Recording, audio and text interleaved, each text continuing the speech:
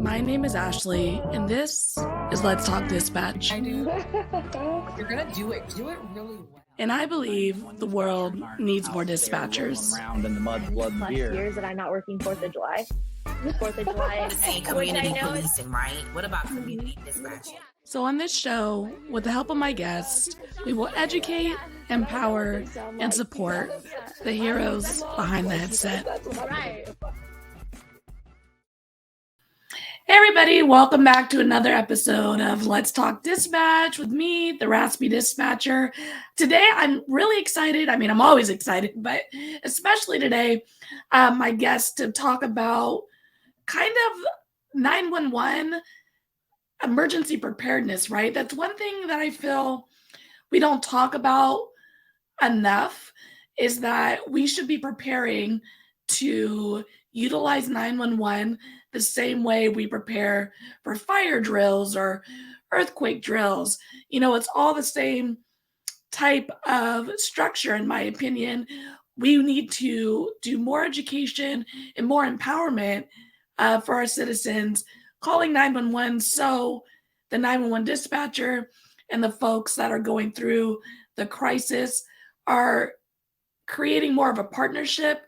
And, you know, the more successful that partnership is, the more we're able to get help where it needs to go, the right type of help as quickly as possible. So my guest today has taken their experience and their other love and passions and have created a book for children called Can I Call 911 Now?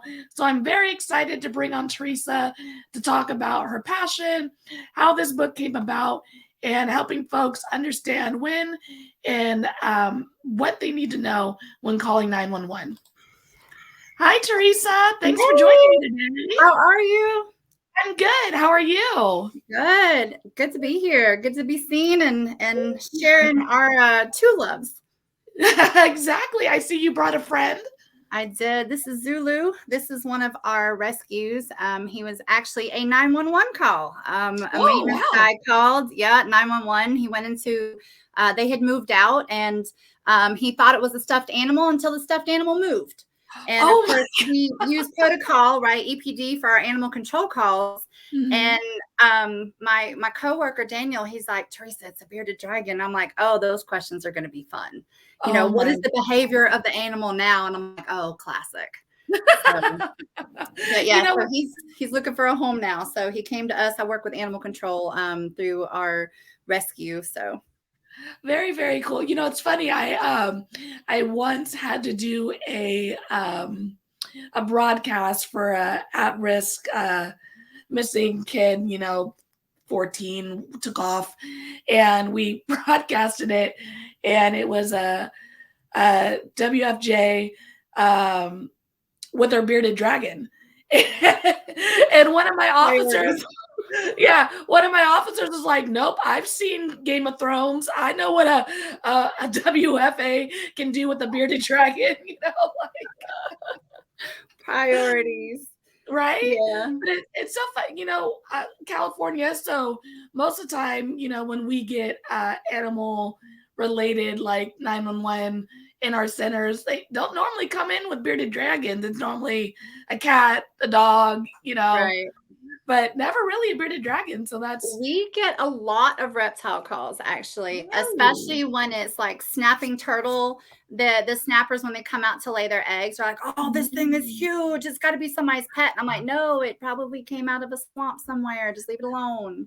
And I actually had to write up something for my coworkers, like, listen, this is what we're going to tell them because animal control is not going. They're not going. It's a wild animal doing what wild animals do. Exactly, like we're in their space, you know. That's something. Exactly. Like we get a lot of deer calls where I work now, and it's just like, there's deer over here, and it's like, yeah, they're supposed to be there. I had a guy tell me that the coyote doesn't pay rent, therefore he's not allowed on his land. So I was like, well, see how that works. Well, tell us a little bit how you got into public safety, and you know, what's your story there? So prior to working there, I worked at Girl Scouts, and I had a Girl Scout troop of over 100 girls at one point. Well, the internal affairs guy for 911, his daughters were in my troop. And I'm very outspoken, go figure. And he said, no, your personality would do great as a dispatcher. And here we go. 5 years later, here it is. So that's the short end of it. So I came in and I love it. And continue the education piece. So it's been 5 years next month that I've been in public safety. So cool. It's so funny how, the more people I'm talking to, kind of the way that we all stumble into this line of work. And I feel like a lot of people, they do talk about like, yeah, so-and-so knows so-and-so who's a dispatcher. And they knew me and was like, this is for you. I think this is. Right, exactly. So you obviously have a rescue. Tell us a little bit about that. So I joke it's dispatch by day, reptile wrangler by night. So I raised 3 boys, and with boys comes all the lizards and snakes and amphibians, anything they can catch and put in a jar and say, here, Mom, we're going to keep it. And Mom say no. So we were given a bearded dragon years ago, and it looked kind of funny. And I started doing my research and learned really quick that reptiles are very neglected. They're not housed properly, not by intentional, just not educating themselves. So it started with one bearded dragon with a crooked tail. And now we have over 200 reptiles. We do have several rescues, but I use a lot of my reptiles to educate. So we go live on TikTok all the time. We do, my YouTube is like, I'm not big on doing the videos, I just don't have the time feeding that many animals and working on top of that. But I love the education piece. So when I got released in dispatch, they had what we call the core team, community outreach. They just changed it. Community outreach, recruitment, and education. That's what it is. Sorry. It just used to be the education team. But and that was my thing. I've been Cub Scout leader, Boy Scout leader, Girl Scout leader. I'm like, I can go teach about 911. That's fine. Well, I would always pack out the libraries when I did my free shows for my reptiles. So I just saw it as an opportunity. I'm like, I have their attention. Let me throw in 911.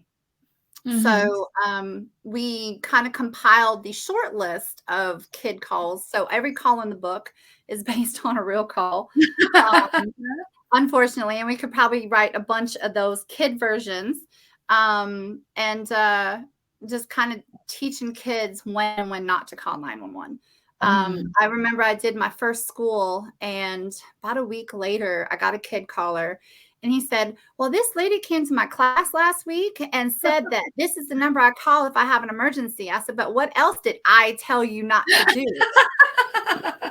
And she's like, are you the lady that came to my class? Yes, it works. It's a real number. You don't have to test drive it. I was just making sure she was telling the truth. She had this bearded dragon. And yeah, she was calling me out. So that's when I decided to write the book, and then I incorporated the characters are reptiles that I actually have here.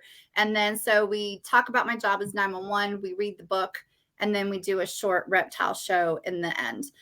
So they have to sit through what they classify as the boring stuff, the educational stuff, to get to the cool stuff.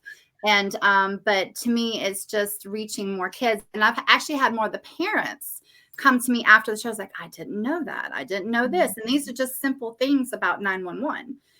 So it's just another way to reach out to kids out there and their parents. The majority of the time, it is the parents that are learning right along with the kids. The kids are seeing the lizards crawling around in the box. The parents are listening about 911. So it is true. And I mean, I think when we, in general, think about teaching folks how to utilize the systems, and, I think, man, these kids have to learn to dial, when to dial, what to say, but in reality, it's like the kids are normally learning directly from the parents, right? That's the main source of information. So if the parent doesn't have that information, they're not passing it down to the kids. So Yep. I think you're totally accurate. It's like we're giving them the reptile drawings and the simple language, and the person who's absorbing it the most is the parent. Right. And then we hosted our first 911 Kids Expo. Coming from the Girl Scout background, we used to do expos for 2,000-3,000 people. So we have a small parking lot, but I filled it up. And so we held an expo that was based on, everybody has the touch a truck events. You see the cool fire truck and SWAT and all this, and we have those here too.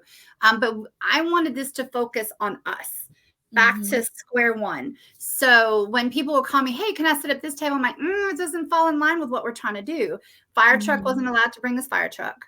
I wanted him to teach fire safety. So if you have a fire, I wanted them to learn what we're going to be telling them through EFD, through protocol. What are we telling them to do on the phone? And I want them to see what that looks like. So if you have to walk a 9-year-old through CPR, that 9-year-old can come and see a CPR dummy. And this is what it looks like, what we're telling you. So they had the cards. The fire guys had the cards. And so the exact verbiage from the protocol, they were showing the kids, this is what it looks like, hands on chest. This is what it looks like to stop the bleed. We had different games and relays about when to call 911 and when not to. Language line, we had a representative there that reached out to the Hispanic community and pulled them in to let them know you don't need to have your 6-year-old try to interpret for you. All you have to say is the word Spanish, and we know. If you can say nothing more than that word, we know to get language line on. So we had different stations. We had our mobile command center for SWAT call outs. And then we did have 2 toys because the guys wanted to bring their toys. They brought their SWAT truck. So I did meet them halfway there. And then we had portables. So the kids got to dispatch to an officer on scene and learned about the codes and signals that we use in our county. And so, of course, I got one of the rambunctious officers. He's like, well, can I act like I'm chasing somebody? I'm like, you can say whatever you want to. As long as you don't take out of this parking lot, you can chase whatever you want. So, but it was really cool. I was worried we'd have nobody, but we serviced over 130 kids and their families. And then, of course, we brought the reptiles because the book was there and they were looking for the tortoises and the snakes. And to see the deputy chief of police, we have quite a few of them. One of my volunteers walked right up to him, just placed the Burmese python right in his hand. He's like, oh, so we're doing that. So there's a picture of him then leaning over and actually teaching. So it was pretty cool to see our officers and even the high-ranking officers come out and help educate. It was really awesome. We had really cool support from all departments across, and it was, ground zero. People forget about 911. There's a whole layer that starts before fire shows up. So that was my biggest thing is I want kids to understand why you need to know your address, where you can find your address if you don't know it by heart. And so they had like little magnets that they took. They found where they lived on the map that we had printed up. And they had a magnet that they filled all their information in to put on the refrigerator when they got home. But we look forward to it. And we've already got our date set for next year. Definitely not August. I'm like got goosebumps, like listening, like it's so cool. Like just being dispatch specific, right? Because too often, I mean, even in our training, right, we're kind of lumped in with the officers, and I imagine, I'm not fire or medical, but I imagine the training can be lumped in a little bit with them as well. Right. Things that just don't relate to the job that we have to do, we kind of just get pushed in. Just watch what the officer is watching in regards to this or that, And so the fact that you've created an expo completely dedicated to the 911 side of all of the things that someone's going to experience with having to call us and then breaking it down to a kid's understanding. Yeah. It's so cool. It's so awesome. I would imagine a lot more departments are going to be interested in that setup and how you've created that in your agency, because I've started to hear a little bit about high schools having courses that talk about the job we do and, Mhm. like little things like that, but actual departments creating a whole learning experience, like that's awesome. And I think that's Yeah. something you could package and like show the world So it's how to there. do. So I sent it to my director. I did the I don't want to call it dispatch for dummies, but it's what it's kind of like a wedding planner. So this is what I sent her. This is 6 months out. This is who you're contacting. 4 months out, 3 months out, down to the week after. So after the event, I even did like I'm old school. I wrote thank you cards. I took one of the chameleon in the book. I took that and put what was it? Radio to all volunteers. I want to give out a huge thank you. And I mailed those to each department head that helped us. So, because it's not just showing up for an event and then it's the end of the story. I want to form that bond. There's been a very big disconnect, between dispatch and PD and dispatch and fire. So I want to kind of, whatever helps to bring that bond back together. But yeah, so that was geared towards elementary kids. My next step is middle and high school, which is going to be like an Explore program, which I know I heard you were at APCO. I missed you at APCO. I don't know how I missed you at APCO, but there was one lady there that did, I want to say, was it Las Vegas? That has the whole 911 dispatcher for high schoolers. That's awesome. And she was talking about how gearing it towards the 5-year plan, and that puts them starting with 8th graders. So kind of putting in together an Explore program that's geared specifically towards 911. That's so cool. That's my next step. Yeah. And, outside of like, just 911 education and getting folks to understand and be comfortable with what they're going to be asked, what they're going to have to do in these emergency situations, it's also for the world that needs more dispatchers, exposing kids to another career option at a young age that does not require college education. Right. It's something that for folks who are wanting to get into this line of work, get into this field, get them in early, get them in at a young age, hopefully drop our mandated overtime. But we don't have that yet. Knock on wood. Knock on wood. We don't have that yet. It's getting slim, but we don't have it yet. So. But it does create that exposure to these kids. Like, this is I wish I would have known sooner. Yeah. I wished I would have known sooner about that. You call 911. Somebody answers. You just never think of like, who is that person? Is that really a job? And it's a whole career. So true. So how did the children's book, like what inspired, like out of all the things you could have done with your background and your teaching, why a children's book? Several things went into it. We hear that 2 to 3 year burnout. I was hitting that burnout. COVID hit right at that 2 to 3 year mark. And so I was like, what is this? This is crazy. Everything that everybody goes through with that same burnout feelings, like I'm just answering phones. I just got to the point where like I needed to do something different. So I started actually on our 911 is Cobb County 911 Facebook page. I started doing videos because our education team was null and void when COVID came into play, right? No more schools, no more libraries, no more nothing. So I started videos. It's called Did You Know Friday videos. So every Friday it's a different topic, and I would take in one of the million reasons why somebody called 911 that wasn't really 911 related, because no centers get those. And so for instance, we did one on the ELM markers. They're emergency location markers on our trails. And explaining to them why we want you to tell us the numbers on those trails, that it marks us down to within feet of where you are. Why you don't call 911 to ask why the traffic is at a standstill on the interstate. Well, it's because it's 5 o'clock rush hour. Welcome to Atlanta. Some different reasons like that, reminding people 511 is out there. I'm sorry you ran out of gas, but if you're on the side of the road, there's not much we can do. You're going to have to call roadside assistance. So it was more, we did the videos there, and then I couldn't figure out how to, I was on the fence about just being done and doing nothing but the reptile rescue and opening our like a brick and mortar. But I love dispatching. I don't know the words, but I love dispatching. I love it's a different way to give back.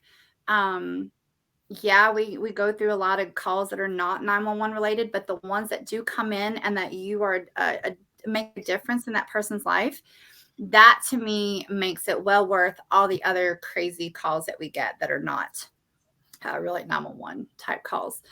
And then trying to explain to people, you know, you always hear, well, I don't think I could do your job. You could, you know, if you've ever consulted somebody who fell and skinned their knee, I feel you've got it in you. You can do it. You can do it.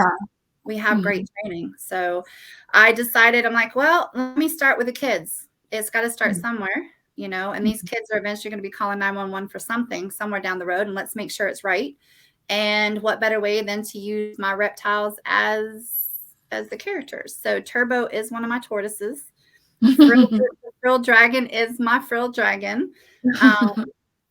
And I love it. It's not like #1 seller, but not yet. It coming right. I think everybody the best one was the cat stuck in the tree, because I know every center gets that call.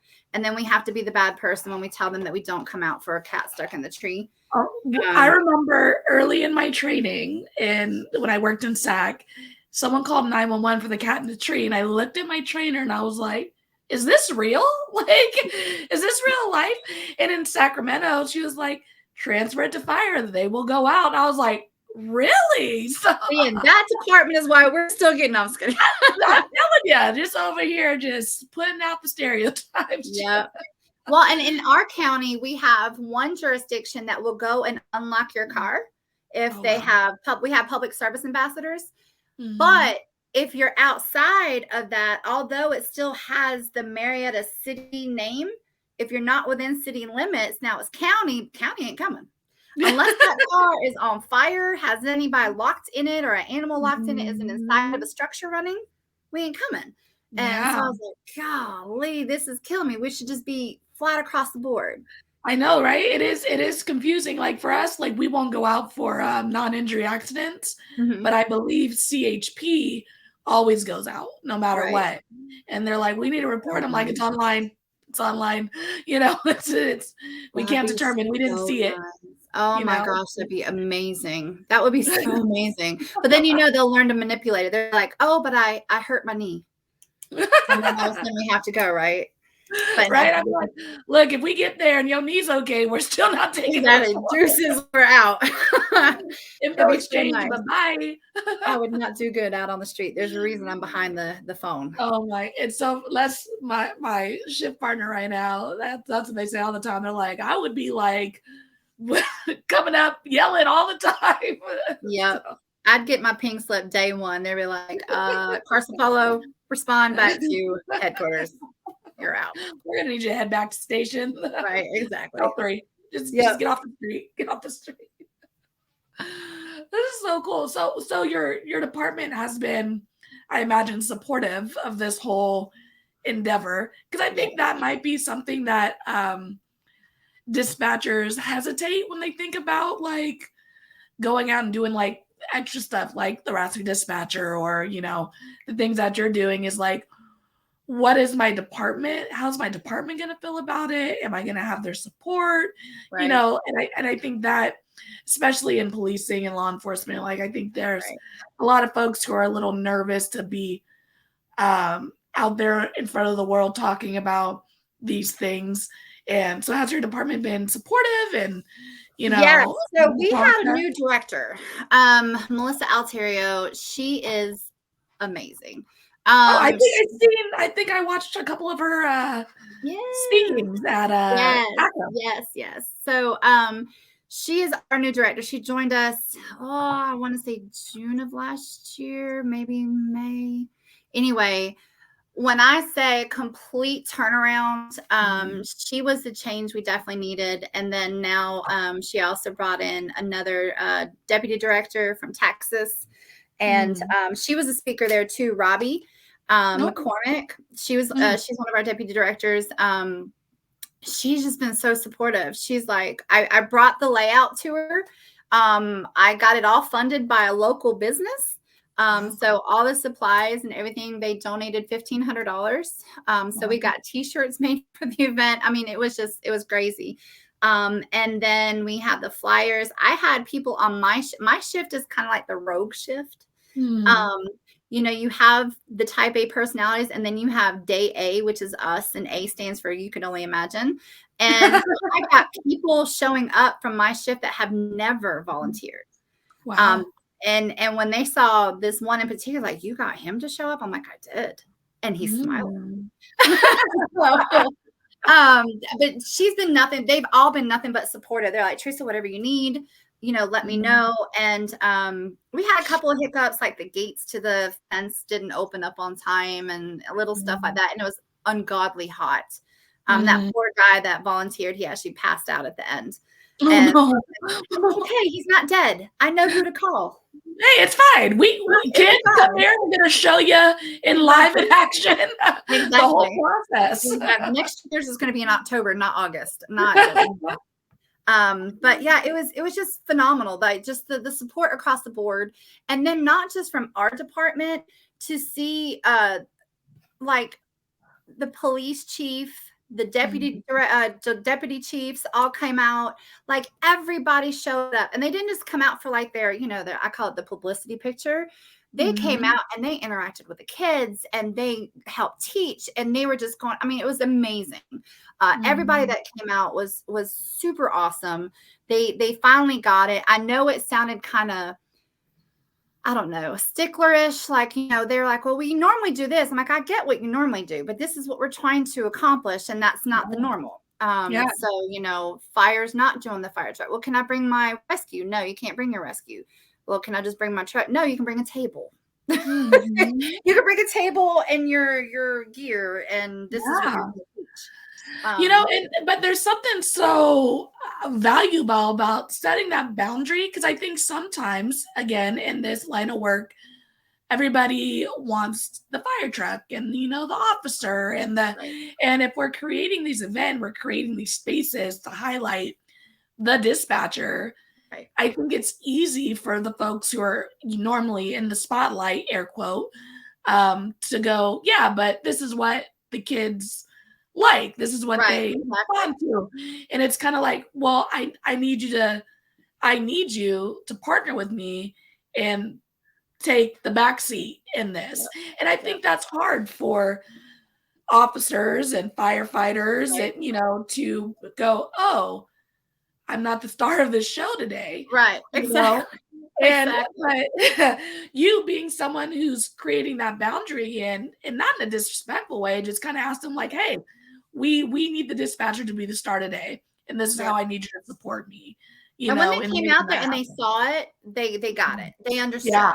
You know, every table was something related to if a kid needed to call 911. We had an L marker. So they actually saw the markers and kids understood why, and they saw the maps. You know, every table was related to some reason that they would have to call us kid related. And of course it was teaching the adults at the same time. But I think that the volunteers, like our incident command center is a huge remember that tractor trailer that was at APCO that was like had the fire pole inside of it and all that for you to go in and check out? Take off the second level. That's our incident command. So they got to go in there, see the CAD set up, see the other room, the control room, and just really understand what we're doing when we're talking to you on the phone and what we're doing when we're dispatching an officer or fire, because we dispatch all of it. Yeah. Yeah. Because I mean, and the best part I think about it too, and is that there's probably a bit of a disconnect in that understanding with the officers and the firefighters and, you know, all that. So not only are the kids learning, the parents learning, the folks who were dispatching are learning a bit too. Yeah. Yep, yep. And that especially the officers. We always joke, we're like, if you guys would just come sit up here for 2 hours a year Mhm. and just watch. So while Yeah. you're asking me to call back your complainant, to come meet you at the door, this is what I got going. Just because your radio is the Q word doesn't mean it's Yeah. Q on our side. So Ain't that the truth? And especially because now I all the work at a smaller agency. I yeah, used to work at a bigger one, and sometimes it's just me and my partner, and my partner's working radio, and I'm working phones, or vice versa. And that's really um, small. very small, right? We're on a Wow. good day 3, minimum 2, and sometimes the officer will ask a question, and then we're fielding multiple 911s, and I'm like, stand by one. We're balancing, trying Yep. to figure out if there's an actual emergency, throwing them on hold. And they're like, oh, can you do this? I'm like, no, you can. You can do that. Right. Well, Like, that's what I'm not a train. Well, I just put in my application for training, so fingers crossed that there'll be mini me's. I don't know which worse. The poor person that gets stuck with me, or the poor officers that have mini me's on the radio. But they have them sit with us, until their class starts. And I tell them, I was like, listen, if you're not busy and they ask you to do something, just do it, because you don't know what they're dealing with on their side. But if it's very clear that you have 19 units on your radio and they all got something, and then they ask you this, negative, you're gonna have to call them. Absolutely not, sir. You heard those 2 people just ask for records, and I got to call, GCIC or NCIC to run this. And I'm like, absolutely not. You're Yeah, no, I've had like someone come up and they're like running 5 people out, and then like 2 officers will put out a traffic stop, and I'm like, I look at my partner, I'm like, can they read the room right now? Like 5 people, but again, and that's one of those things. It's like, the more we know about what each other is doing, right, the more aware we're going to be, and the better that relationship's going to be. Yeah. And that is definitely one of the disconnects we're, I think, constantly trying to create better relationship between dispatch and those folks out there in the field. I start every morning, every shift. I tell every unit when they go on service, good morning. And when they go home, it's good night. I'm known as the good morning dispatch. As a matter of fact, the sheriff came in our training the other day. It's like, I don't know which one of you it is that says good morning. And I know you're not supposed to say it, but we appreciate you for it. And everybody turns and looks at me. I'm like, just call me out. But I feel it just sets the tone for the day. Yes. Is it proper radio etiquette? No. Does it change the mindset of the officer knowing that I'm telling him good morning? Yes. Let's start it off on a good day and know that your dispatcher is not hating life today. And it's just going to be a good day at work. So it doesn't matter who it is, how many units go in service. I would say good morning 17 times in a row. But everyone gets a good morning. That's awesome. I think that's such a great way. And you're right. Like, I think sometimes we can get caught up with the what's the word I'm looking for? The structure, the need to be a certain type of way in this line of work. But sometimes, you just gotta let who you are shine through, and I think, like you said, I think officers and honestly folks in the room, if I'm just listening to the radio traffic and I'm hearing you say good morning to the officers, like, that's gonna make me feel a little warm inside. I'm like, oh, that's a good way. That's kind of them. It's a nice way. Or my shift, like, oh Lord, here she goes again. They might not tell you, but they like it. They're gonna miss it if you're not saying it. Watch, don't say it one day, and they're gonna be like, "You good?" Right? Yeah, exactly. They're like, all the days are like, Theresa, shut up. And then the day that it's like, Theresa, are you good? I haven't heard right. I'm like, I'm here. Right? You didn't say good morning. It was funny because with the reptile rescue, we had the national night out, and I was there as far as my rescue was there. And I walked out, and the chief of police was holding him and his wife were holding this Burmese python, taking a picture. So he had just sent out. He had just become chief of police. like a month prior. Sent out his first official email was about me saying good morning. He thought I was just giving like a special message to people I knew. And before he knew it, he realized I was saying good morning to everybody. And it was basically email saying, you know, thank you for doing that, yada, yada. So I see him, and here I am with this big old iguana, Lucy, sitting on my shoulder, and I walk up to him, and I have my reptile shirt on. And I said, so now he's never met me. And I was like, so now that you've held my snake, do I still have to say good morning to you? And he looked at me, and he saw the iguana, and he's like, your voice sounds familiar, but Theresa? And I was like, yes. And then he just kind of looks at me, because a lot of them don't realize. I mean, we do a lot of events together, and I bring my reptiles. So many do know, but he didn't. And it was just a look. And then there's a picture of us both laughing. And that's the moment he realized who I was. So it's pretty cool. It definitely, watching the SWAT guys run from a snake is phenomenal. That's awesome. And I mean, it's so funny.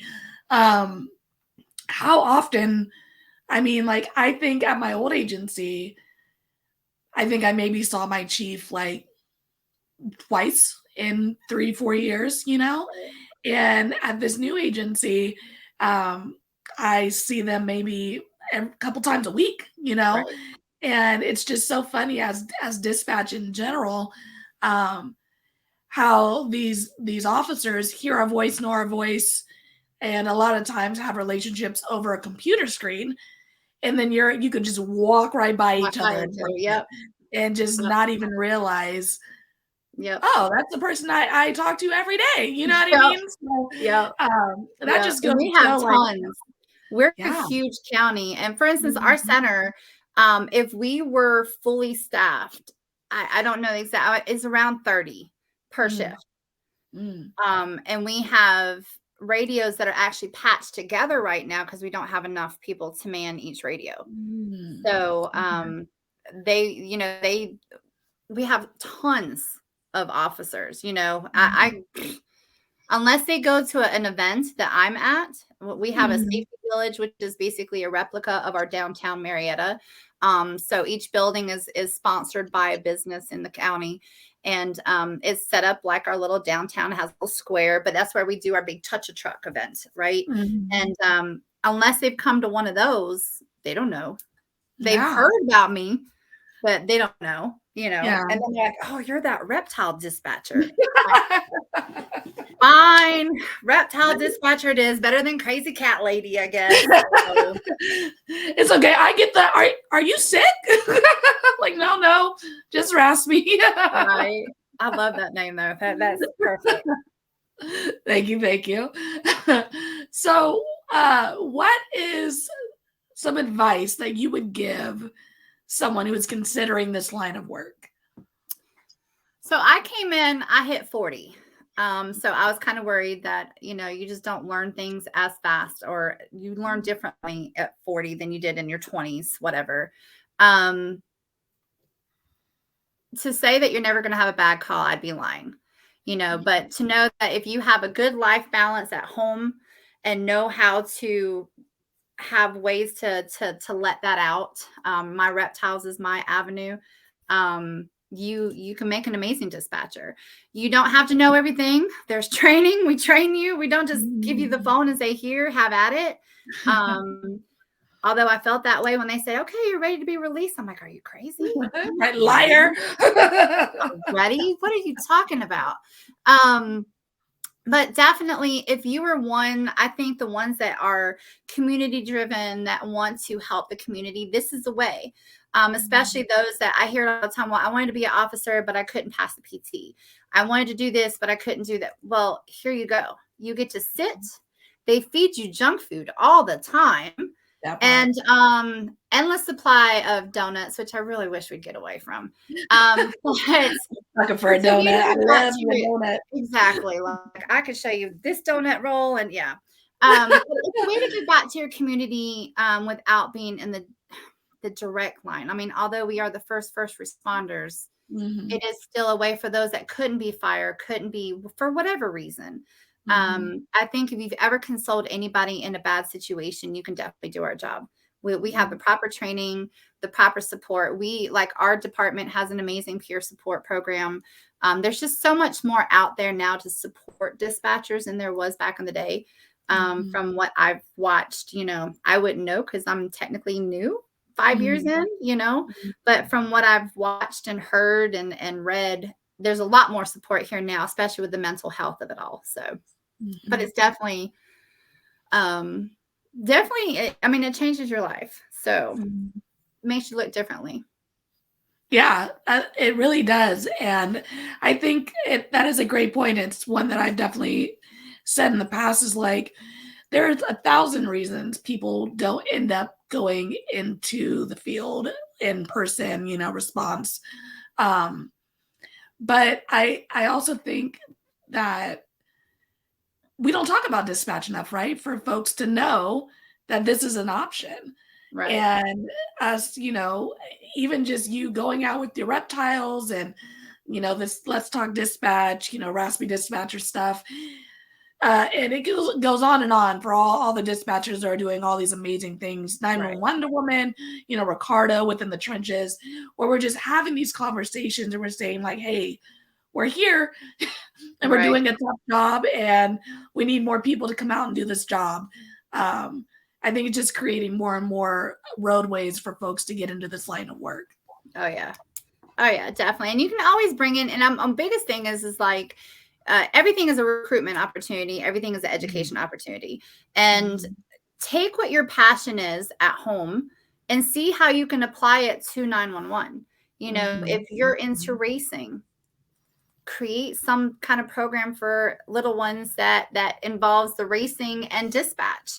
There's ways to incorporate your fun stuff into your work. So you still want a separation of the two, but there's a way to bring them together to where it helps you still continue to enjoy both, without making it feel like a job. Yeah. So I feel like if you find a job that you love, you never have to work another day in your life. But if it's just a job that you're just showing up to, you're going to hate every minute of it. So I think definitely me tying in my passion for reptiles has kind of revamped it. I love the education piece. Education is my favorite. But dispatching, as a matter of fact, I interviewed for a position recently, still within 911. And my biggest fear was I didn't want to come off the floor. It was an admin job. And I'm like, can I what do you mean I can't answer? You just sneak it in, like put that right. I was like, yes, you're getting your fix, walking out. Right. I was like, I don't know. I did still interview, but I was like, no, I want to stay on the floor. So we'll see. We'll see if they make and I mean, when you are ready to, pull that trigger and leave the floor, we need passionate folks in these leadership roles. You know what I mean? Like someone who gets it, someone who has that passion to answer 911 still, someone who's involved in the education piece, like having those in leadership roles with that type of energy, it just trickles down, right? So the more folks who are still extremely passionate, because I think you can get burned out in these admin roles too, right? Like these supervisor roles, and that we feel that on the floor, especially when there's burnout coming from up top. So I definitely think anyone who's considering unplugging for a bit, we need that passion off the floor as well, but it's definitely hard to step away from the floor. Yeah, I mean, dispatching is me and my coworker, she's like my partner. We came in together. We went through training together, and we were talking about the other day. We're actually both interviewing for trainer. Awesome. And there's people that were in our group that are already trainers, and we're like, you know what? We're not ready yet. I mean, I probably would have gotten it, but I don't want to do anybody a disservice being a trainer that just isn't ready. Do I think I'm ready now? Probably not. I mean, you can ask me in 20 years and I'll probably still say, right. I really don't know why they keep me employed. I have no idea. But yeah, the education is definitely, finding that passion and keeping the passion, looking past, I always talk about, you have negativity coming in your ear all day. In your ear. I mean, they're not calling to say, hey, good morning, have a great day. It's because it's the worst day of their life. But if I can stay on the floor and help the negativity on your other ear stay at a minimum, I'd rather do that. I'd rather stay on the floor and help kind of bring in more positive dispatchers to kind of change that stereotype of the negative floor and the negative outlooks. And because if we keep letting them sit with negative people, it's just going to stay ugly. So luckily now with a good director, we've got a lot of stuff in place that hopefully they get weeded out and either choose to jump on the happy bandwagon or we're going to run you over. So yeah. I hear that. That's so awesome. Well, where can folks grab a copy of this amazing book? This book is on Amazon. And all the proceeds go back to our rescue because a lot of times our rescues come in. I was going to have my green iguana on with us. She actually had a hysterectomy. She had 56 eggs. She would have died if we hadn't done the surgery. So all the proceeds go back to our rescue to pay for mostly the vet bills and lighting. They have to have proper lighting even if, while they're here with us. But it's on Amazon, and then they have a Kindle version. But I'm not on Kindle, so you'll have to go look. I don't know. It's a lot cheaper because it's Kindle. So either way, even if you don't have kids, buy one and give it to it's got the ISBN number. You can donate it to your library. So very cool. Yeah, no, that's where I got mine, Amazon. So cute, so cool. I'm actually gonna buy another one and send it to my nieces and nephews. Well, let me know. I can send you some stickers before you send it to them, and I'll send you some stickers. And we're on all the social medias. Our Did You Know Friday videos are on our Facebook page for Cobb County 911, and then our rescue is Scaly Addictions on everything: TikTok, Instagram, Facebook, YouTube. Our website is scalyaddictions.com. So we kind of try to keep it easy, Scaly Addictions across the board. So, and I'll include all of those links and posts in our video, so you guys don't have to go digging for any of it, including the link to buy the book on Amazon, and follow Theresa and all the amazing things she's doing.